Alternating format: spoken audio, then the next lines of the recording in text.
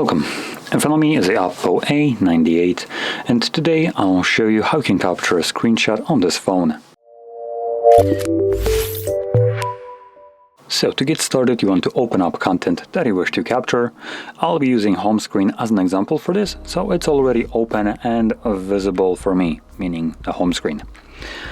So once that is so for you and whatever you want to capture, all you need to do is hold your power button and volume down at the same time. You'll have the sound along with the pop-up.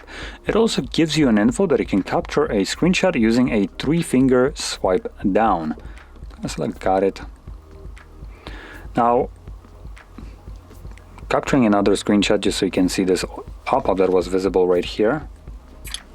You can see we have a scroll and share option, and after a moment this just kind of disappears.